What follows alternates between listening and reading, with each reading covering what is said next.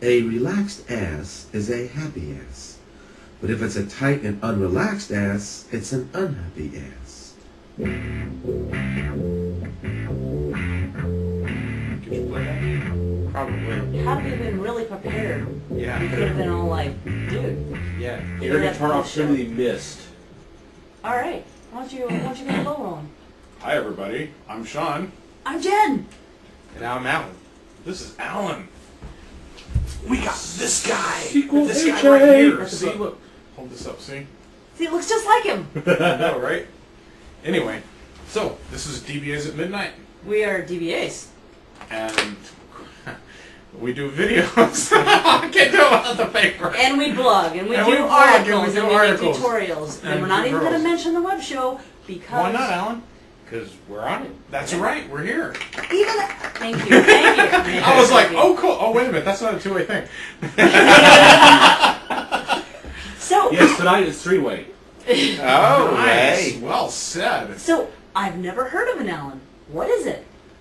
What is an Allan? An Allan is a Pro SQL Server 2008 failover clustering. I can barely get through that. Guy. Well, you know the This is Allan Hirt, H-I-R-T, H-A on Okay, Twitter. the funny thing, and this is absolutely terrible, is I'm holding it like this so y'all can see it, but the title's on the back. And I said I'm having a hard time reading it backwards.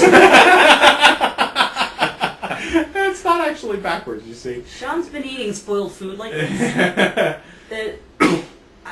But no, Allan, we first met at Tech Ed several years ago. I don't remember exactly when, but you were working the booth, was it? Probably. So maybe Orlando? He was adorable in that No, little but no, skirt. before that probably. And I don't remember how we actually... See, they were hooked past up, or but- something. I don't No, remember no, how it we was actually Tech Ed, hooked dude. up, but I think it was Tech Ed. But Yeah. yeah, we just started talking, and the next thing you know, you're here. And the rest, as they say, is history. That's not funny. All right, I got You got Leonard. You got Leonard. You got Leonard. You got She's Leonard. got some a housekeeping. little bit to of do. intro. Okay, so this is episode 2.36, season 2, Okay. episode 36. You believe that? Wow. We should start warning people. This is almost the end of April. We're taking a break in August, guys. Yep. That's August our. is the end of our season. That's the end of the season. We start up again in September, but it's gonna be good times. Lots of back episodes. However, we'll show the porn that goes along with the music. Oh, really? that month. I didn't know we had that. So Why haven't I seen this? We have 85 groupies, which is quite awesome. 85. 85 groupies. I looked at something the other day, and Good job. I know that's really all I have to say. That's great. I can't remember what. Maybe it was one of my blog stats or something, but it was right on 69, and I was like, yes, nobody else read. Ever again. I've got a few random Twitters. Today was from Captain Sue. Lazy schema validation error. I'll lazy validate your schema. That was really hard to do. Yeah. Wow. Well, yeah, but it was very intense and Yeah, it powerful. was. People are going to... Oh, yeah, this was pretty cool. There's a Boing Boing article. There's a new printer that will print on round things, and they printed the recipe for an omelet on an egg. I will put that link in the Groupies blog. Yeah, but that's really tough to do because you got to fuck up the recipe to make it. Yeah. Well, I you mean, know, that's you just just got to kind wrong. of... Or... I'm still selling dozen eggs like that with the recipes wrong already. Because they give you like the recipes on the jar, now you have the recipe on the egg. It's pretty cool, actually. And you can write... They did a bunch of examples of stuff. And that's pretty much it for Twitter. I've decided on... there's a lot going on in the world. And Okay. we've been discussing some of the current events, and I thought I'd just sort of give a little Okay. news. Go It's right ahead. generic update time. In headline news, famous people are doing and wearing and saying stupid shit.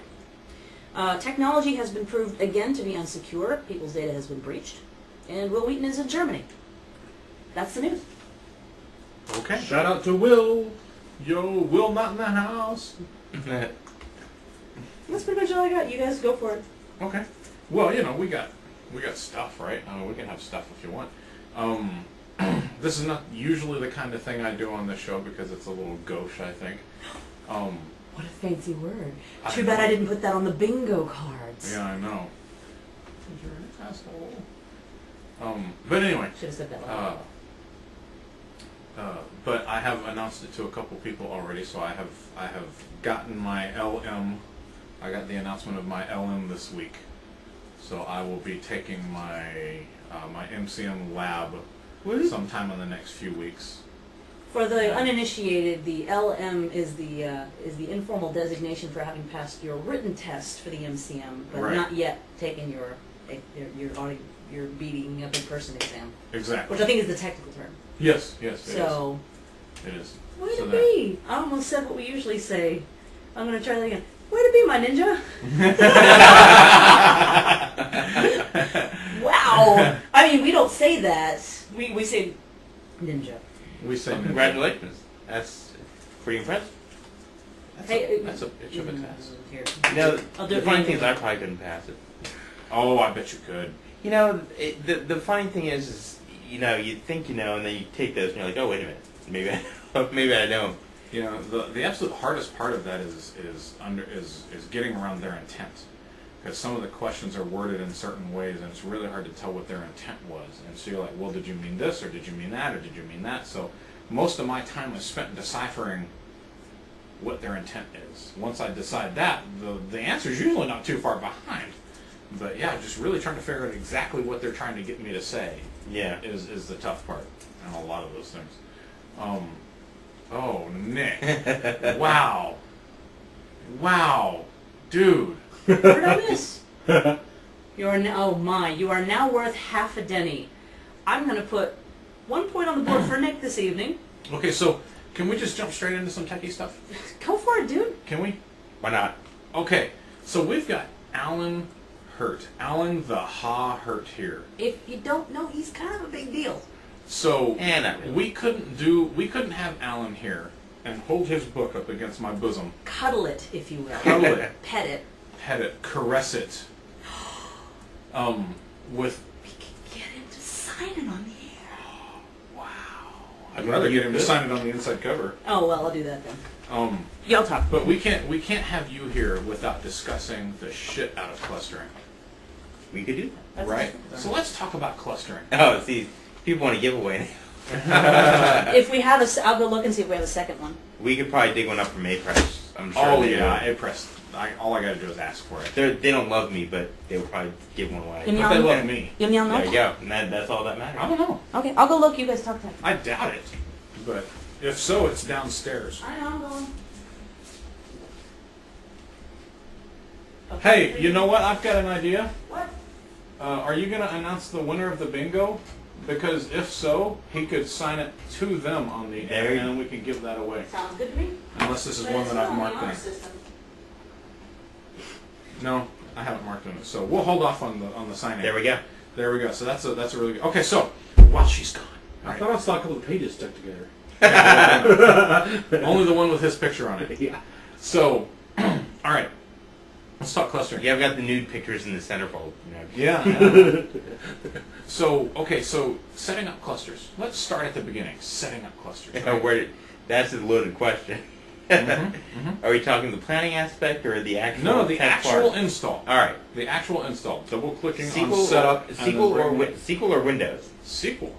Which version? Shut up.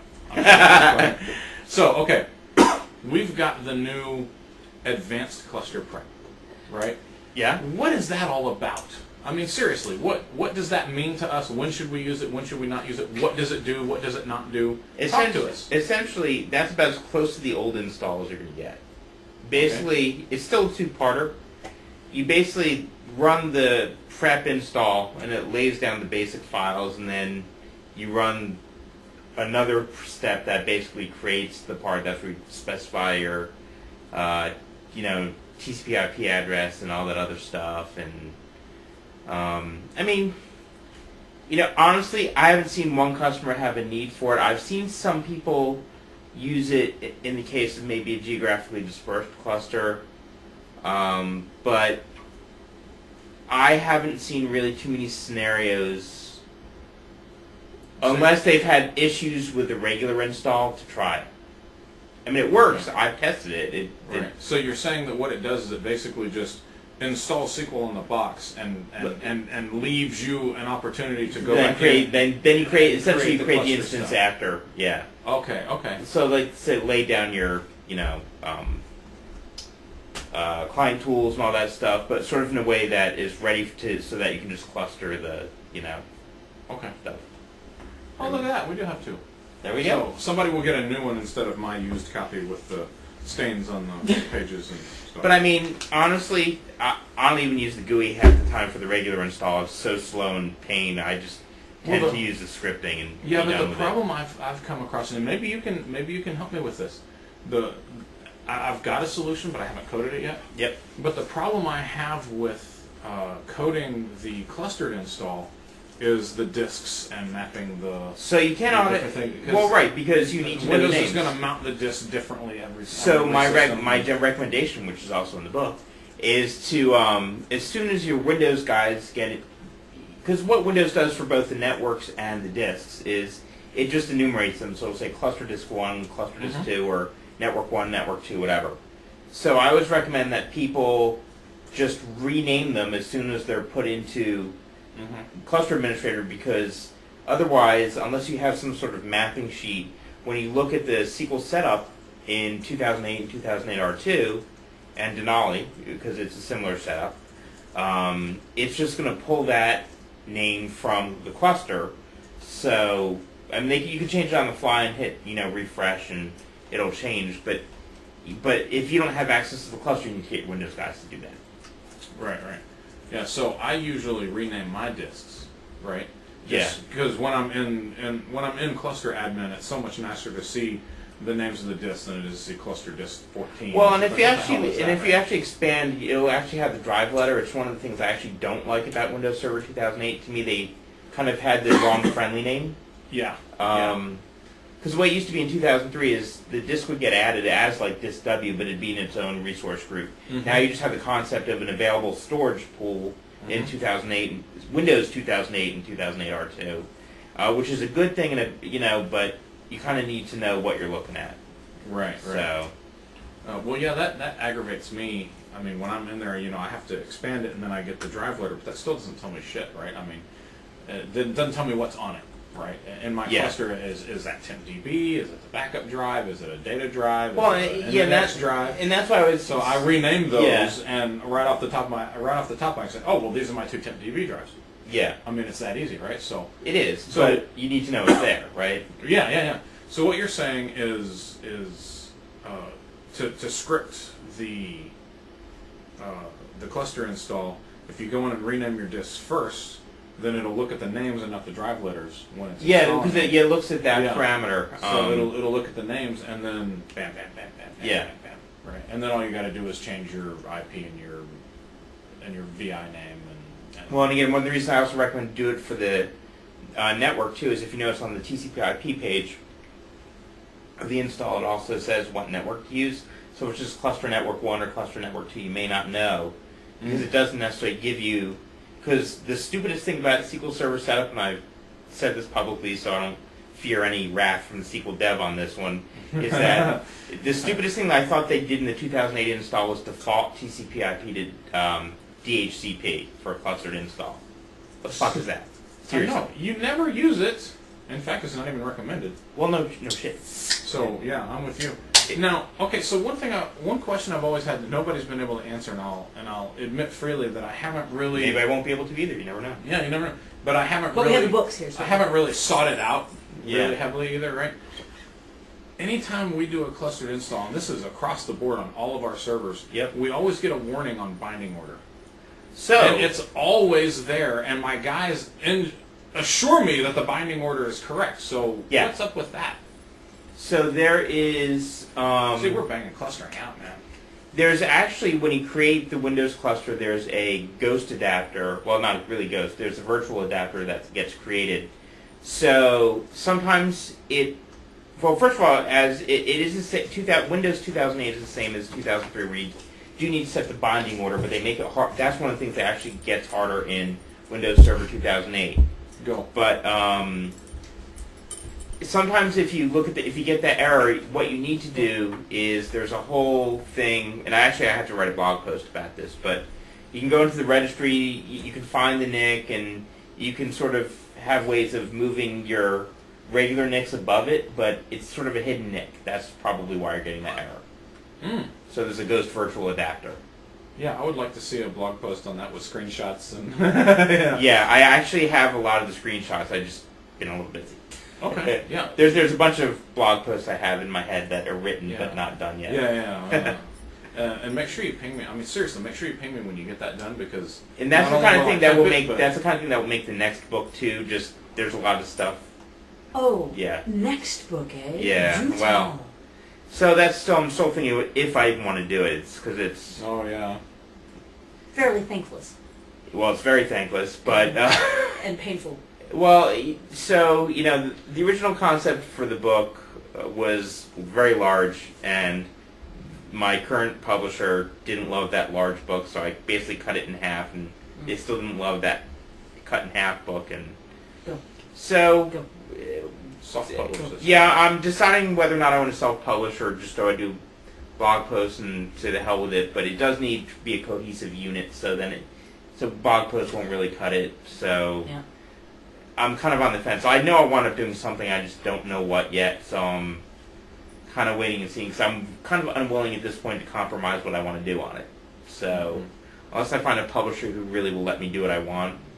But the reality is they're probably going to make no money on it because it'll be expensive if they publish it, and nobody really wants that large of a book, so I'll probably have to self-publish it. Well, and Oh god, 30 Days of Clustering, shoot me. I have a hard enough time, writing like one blog post because they're always big. 30 days of that stuff would shoot me. One of the things I've always really wanted is, and you can include this in your next book, you have my permission, is some good Single user mode? is some good clustered troubleshooting. So one of the things that's tough, well, actually right? one of the things I always get is why don't you write about troubleshooting in your books? First of all, when I write the books, quite frankly, like a lot of the stuff like Windows Server 2008 R2 was just in beta, so there's some PowerShell stuff and not a lot. And like Windows Server 2008 had just come out and SQL 2008 had come out, so there's not a lot of troubleshooting stuff. Whereas like 3 years on now, it's a lot easier to talk about troubleshooting because we've seen a lot.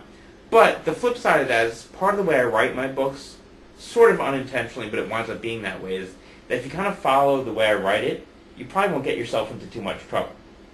Not to say that you can't, but I try to write it from a. If you do it this way, it should hopefully all work out. And I'm not even talking about troubleshooting installs, right? I'm talking No, about I know what you mean. 3 months after it's done, I you agree. get a call in the middle of the night because your cluster is down, and you're like, "What the hell?" Because it won't start on either. Yeah. It keeps bouncing back, and you're like, "Well, what the hell do you do?" Right? This is when you're just thrown to the wolves, and there's no real guidance out there at all. Well, the funny thing is that when I teach classes, I show people where like the new cluster logs or an event viewer and stuff like that, and people are like, didn't even know these existed. I'm like, yeah, it's the operational logs. Yeah. So there's a lot of new stuff actually for troubleshooting in Win 2008 that some people don't even know about. But part of that also goes down to, as a DBA, what do you have access to? Because ultimately what I find when I talk to a lot of DBAs is big separation of powers. You have your Windows guys, and your storage guys, and your network guys. They all monitor, and they even may monitor similar things, but nobody gets all the same events.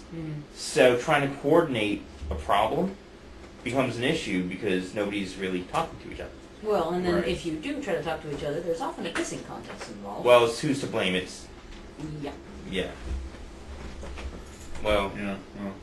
well, I know actually DBAs who just literally. I'm working with a customer, one of my customers who just really. They do the same thing. They monitor everything, but their Windows guys also monitor.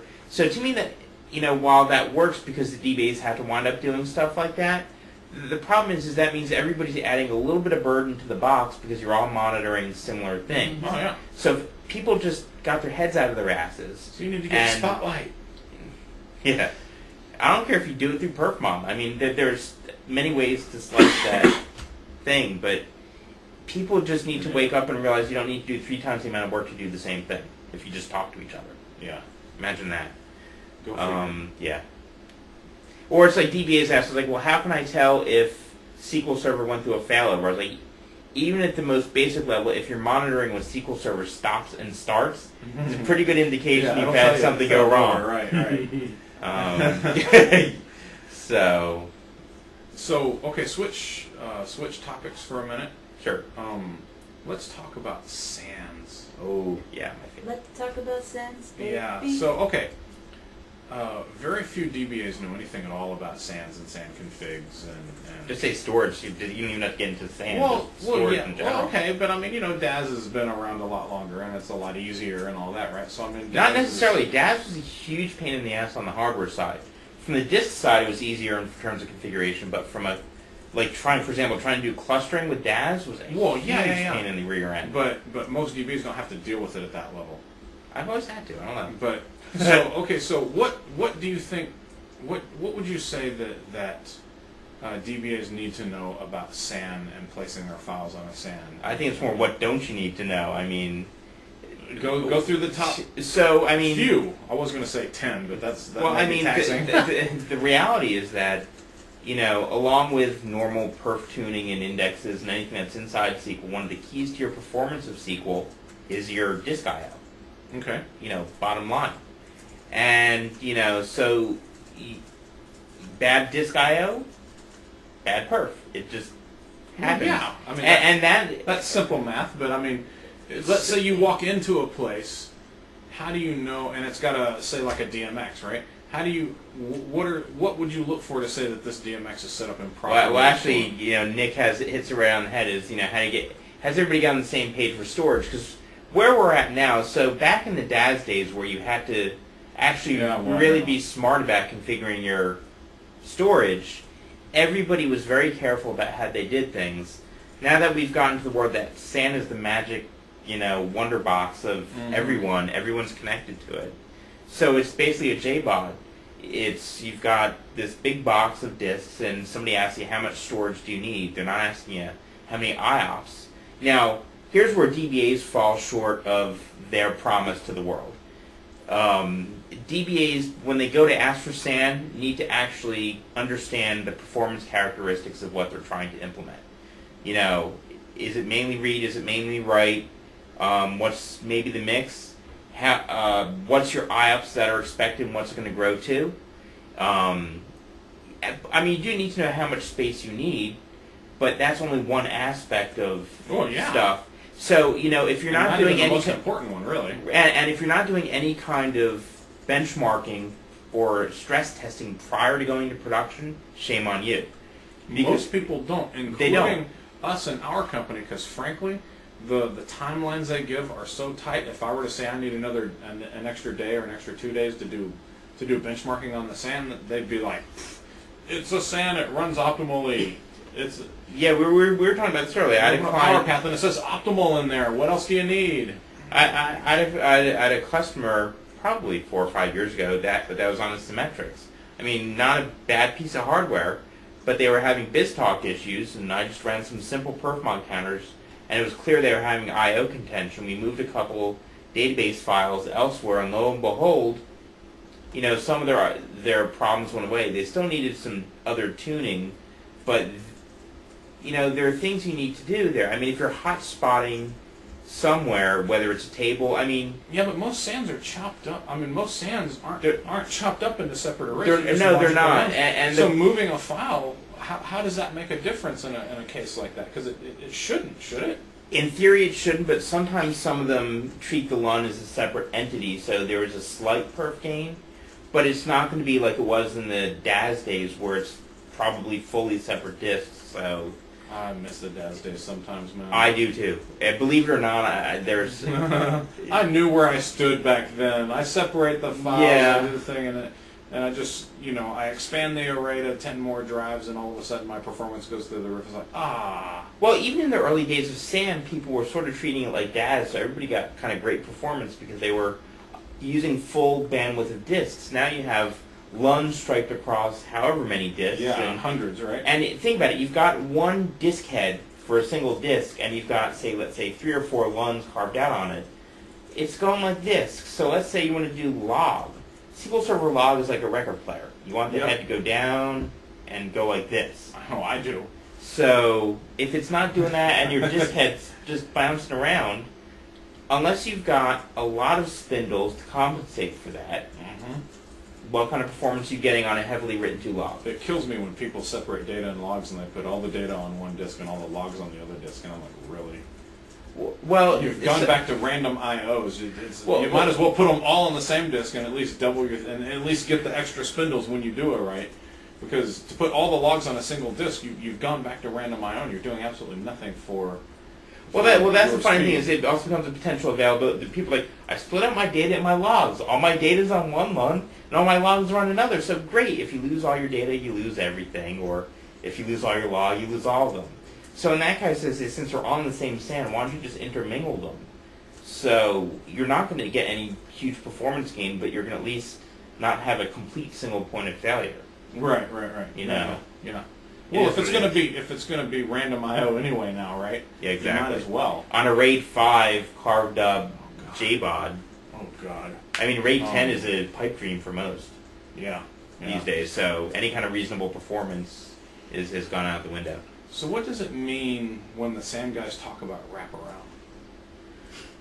I don't know. That's a leading question. Not reach around, Nick. Now, SAM guys do the wraparound. Honestly, I've never heard any SAM And they all guy looked use at each that other term and with said, me. that was a rumor. Yeah. No SAM guys use that term about me. Okay. So, sorry on that one. Okay. That's a new one to me. Okay, I have an announcement to make. We have a bingo winner. Oh, really? Yes, we do. Did you verify this? I did. Data Mongol got a bottom line on the Awesome Sauce card. Shut up, Ask SAN Admin Network. Well Nice. done. I believe you get a book, sir. Cool. Next, we're going for a blackout. So who's Data Mongrel? I'll be right back to you with that information. Because he's got to sign the book Yeah, over. the person is here. Yeah, I know. Yeah, if you We'd have love some that, sort of sir. request for the signature. Yeah. Is there anything Ken special? Johnson. Is there anything special you want Alan to write to you? There you go. That's him. Pretty, isn't he? He's a doll. His Twitter handle is a smiley face, a hand-drawn yeah. computer smiley face. So I'm so excited. We had a bingo and it worked out. That's a bingo. There you go. To Ken J with love. All right. You will. I'll do that now. Do it right now. Right here on the show. Pays to watch live when people's. Yeah. Signing it right now. While he's doing that, I have a couple little things. I'm going to pimp for Denny. Denny is running SQLexcursions.com, which actually sounds pretty groovy. And so I don't mess it up, I'm going to go over here to his About page, SQLexcursions.com. There you go. Right there. Aww. I don't know if it comes through, but that's close enough. Matchmakers here. Excellent. So SQL Excursions, founded by All you gotta do is come get this, and you'll be fine. MVP and NCM Denny Cherry and Chris Lewis, designed to provide fun, educational SQL Server training events held across the U.S. and eventually worldwide. They will be held in beautiful locations. You haven't heard about this yet. No, I haven't. Which will have fun events set up for spouses, partners, guests, etc. So So like SQL singles cruises. maybe so that they want to come to the events and won't be bored. Isn't that SQL? Oh my god. Oh my god. Hey Nick, how about SQL Grotto? Oh my God, what is wrong with you? Each event will have a couple of top-notch speakers. Typically MVPs and RMCMs. Each event is announced Are a they going speaker. to teach us how to work with hard disks? And session outline will be posted as well. So if you are interested, and you damn well should be, SQL Key Party? first event is in Napa. You should go to SQLexcursions.com.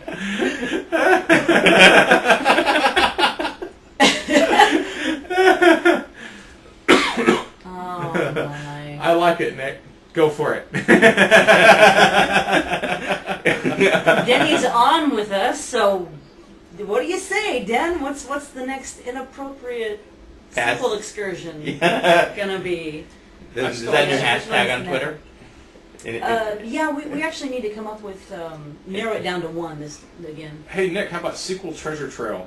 Oh. How about SQL wraparound? Hey Nick, I think that's your new handle. SQL keep. You defer to Chris.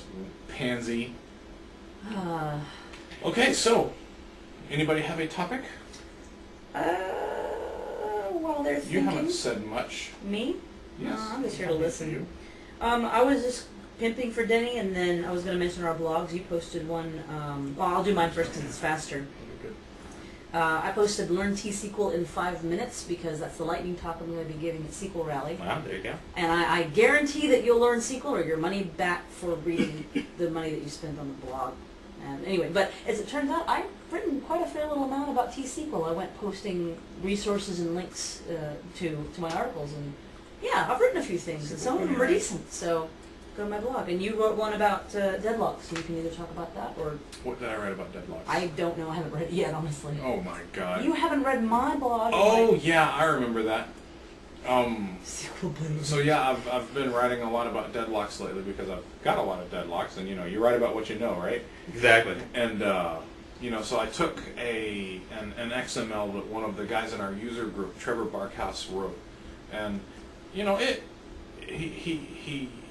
gives us a good start, but I don't like the way the final product of the query came out because his columns are like process 0, process 1. What the hell is that? I want to know what it is. I want to know what it is. If I'm looking at this, that tells me nothing. So I rewrote it and gave it better column names and expanded on them greatly. I mean, I put a lot more columns in there than he did.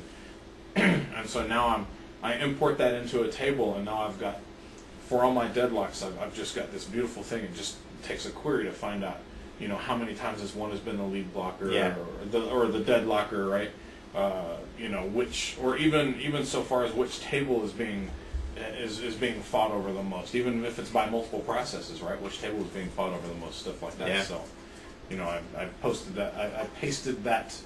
Posted, pasted. I pasted that. Pisted. I pisted. I like that one better. I pasted that code into my blog and explained all of the columns. They won't and everything. let So it just go. throw it out there. Like, actually explain They're it. still coming up with nasty SQL party names. Yeah, I know, right? I don't know that we can read most of these on this. Yeah, no kidding. It pays to watch live, folks. Yes, it does. So, okay, cool. So, Is that all you had? that's all I got right now. So, what do you want to talk about? I mean, besides all this, is there anything that you want to pimp? Besides your awesome, awesome book? No, I'm actually quite quiet at the moment. It's actually kind of nice. I'm not like flying a million places. Well, You just came back from Yeah, England, yeah. I thought you said. Yeah, I mean, I was in. Other than that. You've already lost your accent. That's so cool. Exactly. That's a shame. I really like accents. So I was actually really sick in England too. I actually, it turns out I had an ear infection and a sinus infection. while I was there. Oh, man. That made flying hell, but Yeah. Our youngest is just getting over pneumonia. yeah, that don't fly when you're sick. Trust me, not. Well, we fun. were going to put him on a plane, and then we totally just changed our mind. Yeah. We were going to actually send him to England. He won a trip. Wow. There you go. All expenses paid for our 3-year-old. Yeah. There you go. Okay, so... Alone. Sequel Happy Ass. Now that one gets an honor roll mention, Tom Strike. Well done. Let's see. Come on with the sequel. Yes. Yes, absolutely. Yeah, because right now I'm just kind of happy to be doing kind of just customer work and not like a million other things. It's the first time outside of maybe some personal stuff that I have going on, but just where I'm not like, don't have like a million things to speak at or like a million different white papers and stuff. I do have a white paper coming out soon though on how to properly patch multi-instance, multi-node clusters, but Is that white paper worthy? I always thought it was kind of easy. sure. Once you figure out the reboot sequences and all that other stuff, yeah, it's great. Okay. But getting them all out of the way, when you've got like say a 3-node, 3-instance cluster, Oh, I see. No, You you know. instances in there now. yeah. Oh, wait a minute. That's active, isn't it? Oh darn! Don't start on that. But yeah, that's so that'll be published by Quest actually. I finished it. It's in editing, I guess now, so I have no idea. Hopefully soon. Okay. That's the only thing I really have coming out. Because I absolutely loved your last one. What was Which the one? The one on they came out in the fall. Yeah. Oh, how to do the how to plan testing and stuff like that. Mm-hmm. You know, it's funny. The guy I co-wrote it with, we've been talking about writing a paper like that for a while, and we just kind of got the opportunity. And people don't realize how important testing is just to availability and their general sense of having to just maintain SQL Server and move forward. It's actually, ironically, not the most technical paper I've ever written, but it's one of my most favorite things I've ever written. Yeah, period. yeah. Because it's one of the most common things everybody has to do, but nobody thinks about. So speaking of clusters, Do you have a? I'm sorry, real quick. I'm trying to find a link to that last white paper. Do you It's have in my blog post, so if you just search for white paper testing or something, just search my blog. Okay, it's on SQL Mag. SQLHA.com/blog. It's somewhere off of there. Okay, go ahead.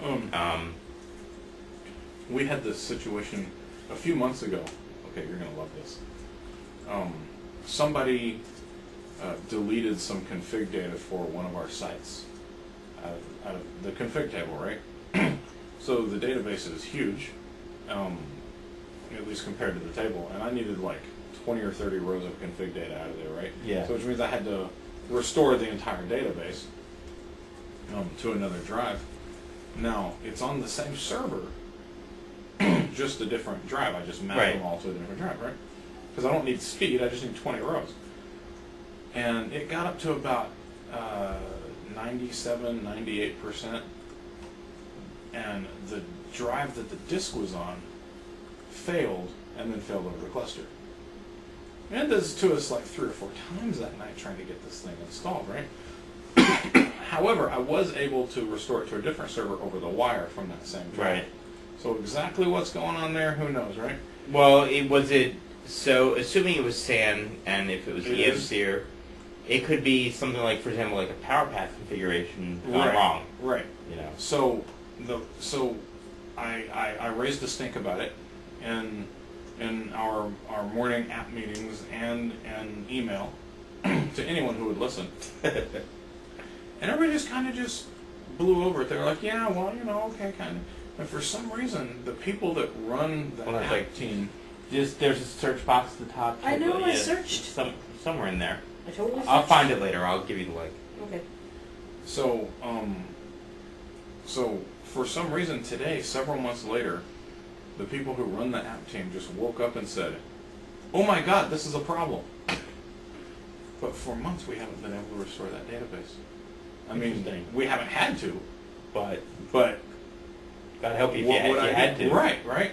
And I'm like, what? And they keep asking me, how long will it take to restore? And I'm like, I don't know. We've never restored it. Exactly.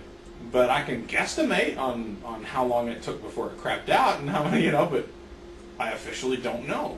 And so right now we don't even know if we can restore it. We don't know, because I mean it's been patched quite a few times since then, right? So we don't know if it's been covered in a patch or whatever. So that's it. Sorry. So yeah, it's. I mean, I know you love stuff like that, right? And trying to convince, and this is the thing, Because it's a SQL problem, because it's on the SQL server. Therefore yeah, it's exactly. a SQL problem. Right. So trying to convince my SAN guys that backups are worthy of tier 1 storage is just very difficult. So here's the deal. We can have a whole show on convincing SAN guys things, right? Yeah. Oh boy. That one you really can't. SQL by Curious. I read by Curious. SQL by Curious. Well, I think that's the point is the Yeah. No, see the problem with that is the thing I always tell people about high availability is if you do anything right, do your backups right. I don't care whether you use clustering. You can use none of the other stuff. No good backups, no availability. Period. Mm-hmm. There's no middle ground on that. And forget about all the good stuff like testing your backups. At least make them, right? Yeah. Start somewhere. Right. One little step. And oftentimes, we were talking about SAN planning. The thing that I find people forget is to plan space to put your backups. Like they'll be like, oh, what's the database size going to be? Oh, it's going to be like 200 gig. So they give you 200 gig, but it's like...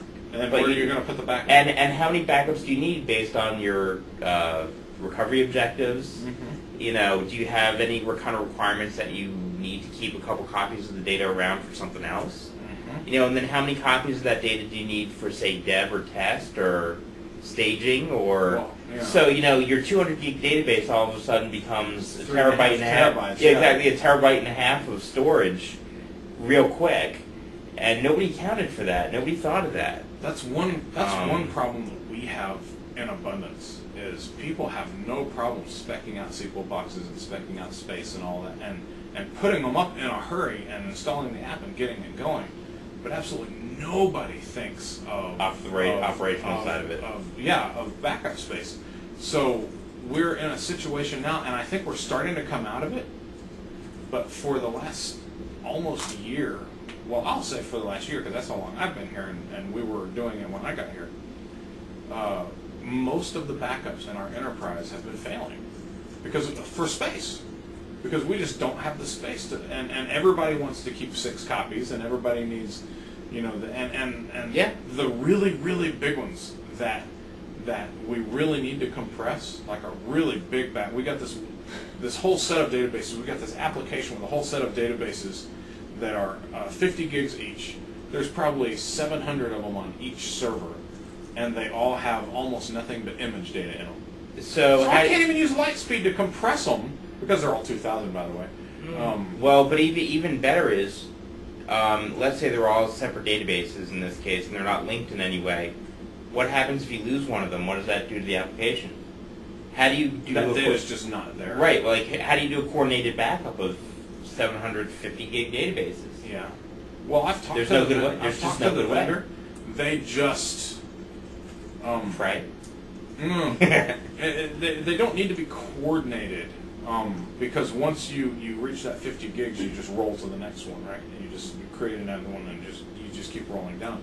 So it's not as much coordinated in the sense that all the data has to like mesh together. Right. It's just 50 gigs was an arbitrary limit they set when they created the product, and so they just want you to chop it up into 50 gig chunks. And so that's just the arbitrary limit they set. But there's no dependency.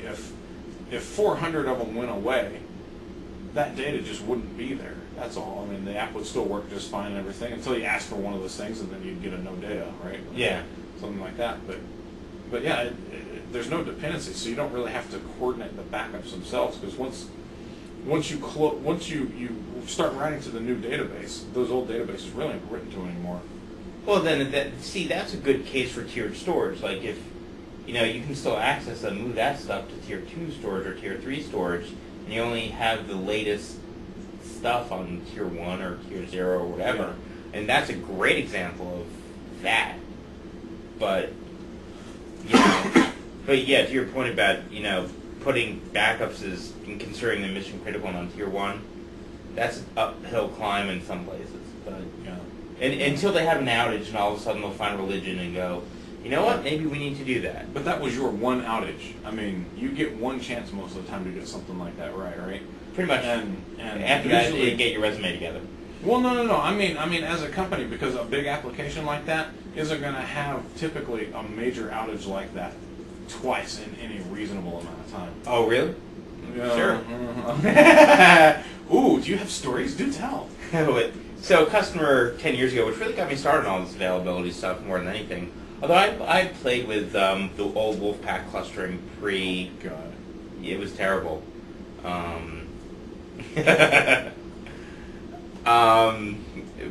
no, about 10 years ago, this customer in the New England area, one of the few larger .coms at the time, when the web was still kind of in its infancy of that people selling stuff, and they were having, their database kept going down, and this is in SQL 6.5 days.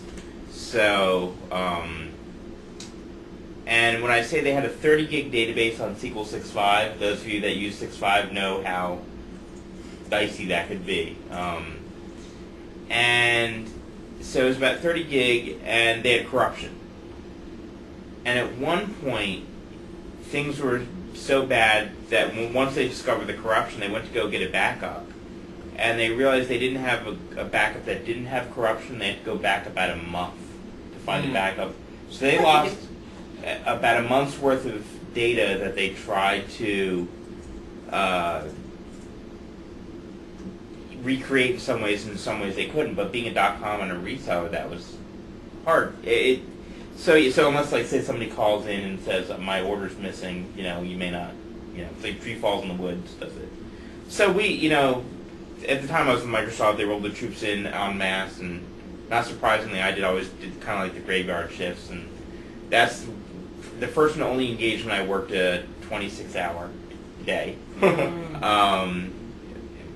I was toast by the end of that. But one night I'm sitting there at 2 in the morning and I'm looking at the event viewer, and lo and behold, Compact Insight Manager, which should date this as well, was throwing up messages for about 3 months that the disk was failing. So the corruption they had really had nothing to do with SQL, although it could have been possible given that it was 6.5. It was actually due to hardware, and nobody had caught this error, so they kind of was self-inflicted pain. Always is, dude. You know, and the problem is that, again, another component of availability is monitoring and making sure you're looking at the right stuff, so if shit's happening, take care of it. If you don't know shit's happening, take care of it anyway. Then all of a sudden when something major happens, it's like, oh no, what went wrong? When for months, your system's going, I need help. Please help me. Yeah. And this gets back to what we were talking about earlier about having sort of separate groups, nobody talking to each other, and DBAs inherently don't know Windows. They don't know what to look at. They don't know. I don't understand that. I'm like you. I've always Had dug into to. that. I've I've never always had had choice. to. Yeah, I mean, nobody else will do it, right? Yeah, I started out with my MCSE, so right. I mean, even as a DBA, I was working as a DBA, and the first cert I went for was my MCSE. Yeah. So, it's why wouldn't you want to learn the platform that your database runs on? I mean, that doesn't make sense at all. Yeah, well, but the problem with any monitoring too is you can get so many messages that you do start to ignore them. So you need to know how to get them in a way that you get the right messages and that the other stuff can go in a bucket. But things like disk failing, I'd put that in a kind of folder that got flagged all the time. Yeah. I'd only need to see one message like that before I would get into action. I had a situation similar to that. I don't remember which one. I don't remember which error I got. It may have been the good old 824.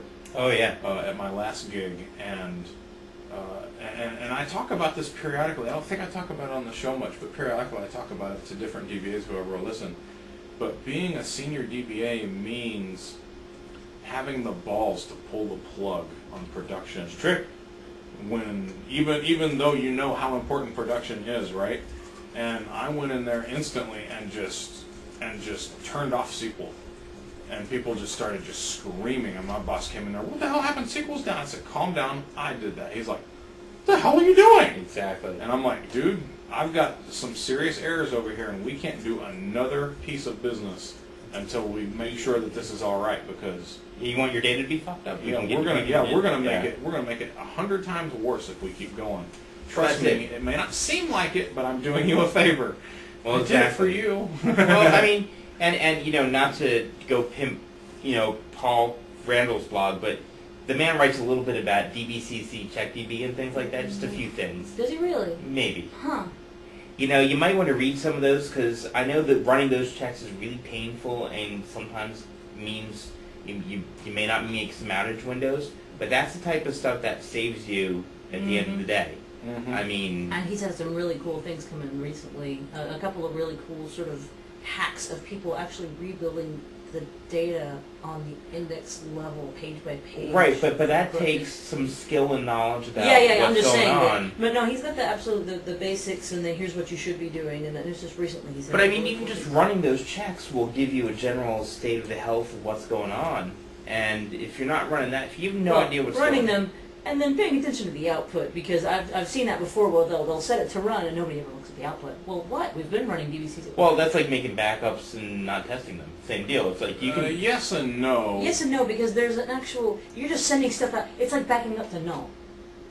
Yeah. No. Yeah. I'm just gonna run this for the fun, for the exercise. We don't want the computer to get It backs up faster than lethargic.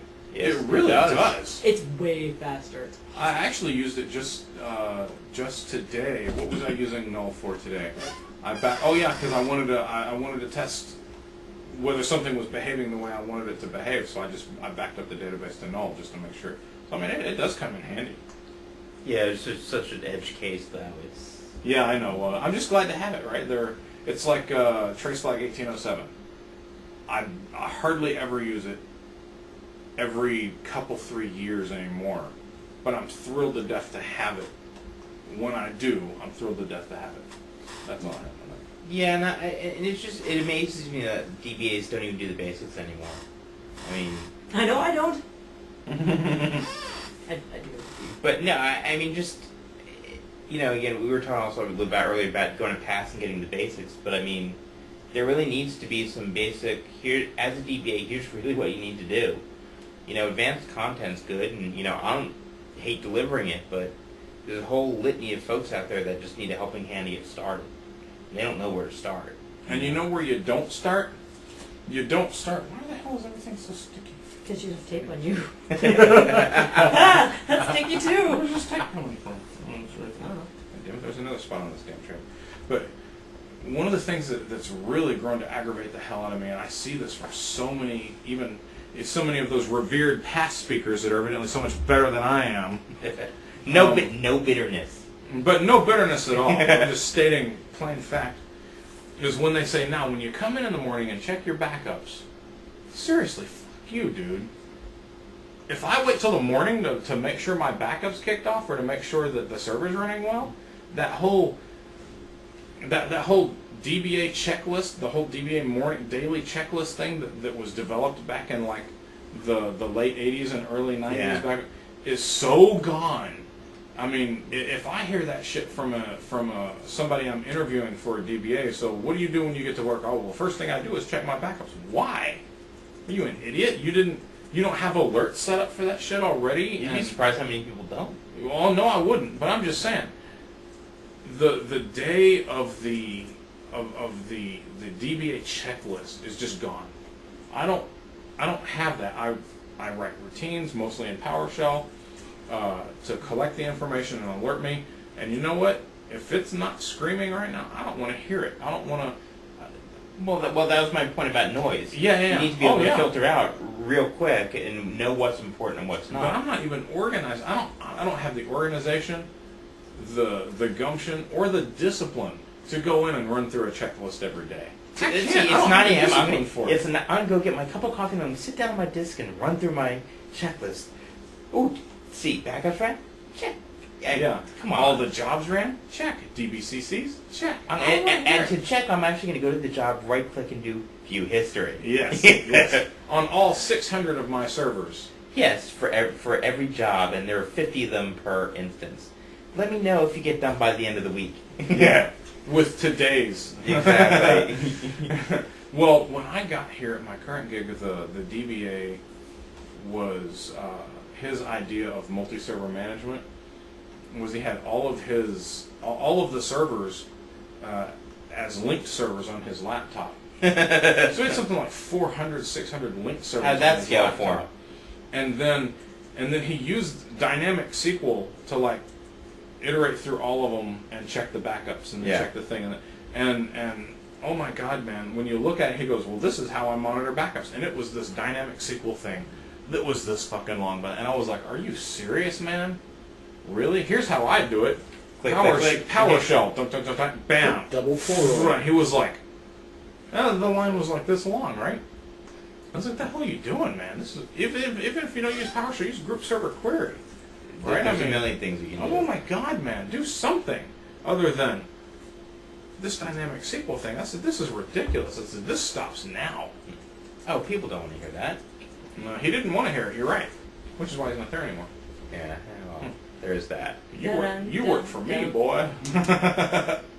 It's tough because, to me, I guess it's the DBAs need to be more go-getters. It's like they need to not think that everything's going to be handed to them on a silver platter, and expect that either backups are going to be done or...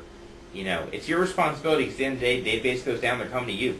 They're not going to anyone else. Yep. Especially if you're the senior guy, it's the bullseye's on your back. Yep, that's right. And they want to know why the hell their database hasn't been backed up. Yep. Well, there's a tweet, I think recently in SQL Help, it's like, my database is down, we realize we don't have any backups, how can we get it back? you don't pray? Go to one of those drive recovery guys and get as much of it back as you can. Spend $1,000 a drive, and good luck with that. Or either that or get your resume together. yeah. But that's not going to get the data back. No, but that's ultimately what's going to happen, right? Yeah, but it'll help you not have to worry about it anymore. Yeah. Oh, you certainly won't. Yeah, man, but that whole, just the way certain people think, a lot of people, really, I'd say the bulk of them think about. Yeah, it's true, Denny. Yeah, no kidding. But the way most DBAs think about their jobs is just ridiculous. Even in large enterprises, is ludicrous, right? I mean, and the way I say it is they all Restore. Thank you, Dave Monroe. Restore database lost with no backup with resurrection.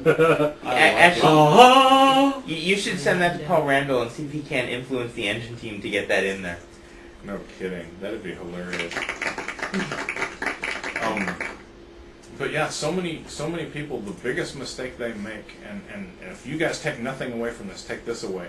Hope to take something away from it. That don't look at your environment as 500 different servers and 500 different applications and like 2,000 databases. It's all one environment. Manage it as one environment. Don't, you'll go crazy, and it's very inefficient, right?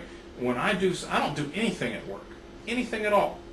I know. There's no end to that sentence. I just that I don't do that I can't do to all of my servers. Well, you had to that boils also down to just standardization. Yeah. And PowerShell has helped so much with that. I mean, it's amazing. Yeah. No, I power. And another thing, if you don't take it away, learn PowerShell, and I think Sean may know a thing or two about it. Maybe PowerShell? Yeah. Yeah. What are you guessing? I've read a book or Create two. database with ghost backup. Hmm. I like the idea. Sorry, go ahead. Oh boy, I don't know. Well, you can parallel stream backups, but the reality of that also winds up goes back to our space issue. How many people deal with? Most people I know for years barely were able to get one backup on a drive, let alone multiples.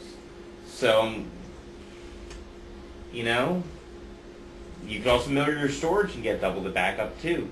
Yeah. That would be an easier way of doing that. Yeah. Compression. Yeah, that's the way to go. Yeah. Quite frankly. I think we're about out of time, aren't we? Might be. Close to out of time. We got It 57, 58 minutes. It is 12 o'clock our time. It's midnight. Yay. All right. Do we have any wrap-up business? I think I'm actually out. You're out. I have nothing to wrap up. I had some notes from the week of things to talk about, but I forgot that he was coming. Mm-hmm. And so then when you They'll reminded carry me over. he was coming, I said, "Oh well, I'll just I think we'll let you play us out." Absolutely. Definitely wrap around. Alan has actually been a bass player for like 30 years, you said? Yeah. So that's wow. And the only reason that you can't hear him is because I no longer have an amp. So see, we're seeing. I've only been jerking off for 30 years, so I admire anybody who can stick with something Aren't that you long. sure? Oh, that's why this arm is so much bigger. Probably shaved more than sore. I didn't mean to get into distinctions. Sorry. Anyway, it's been awesome. Absolutely. It's been fun. Yeah. It's been a lot of fun. I never thought we would get you on the show, much less in studio. Hey. With the bass. Bass. A genuine 77 music master. It's a student bass, actually, but That's all I ever was. The student bass. All right. Take us home. Play us out. Have a Coke. Relax.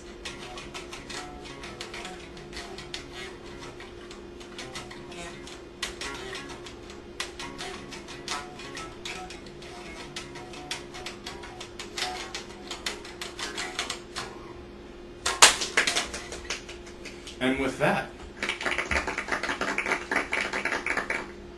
party on Wayne. Party on, Garth. Take us home, Freddie. All right, With let's music. see how to do this.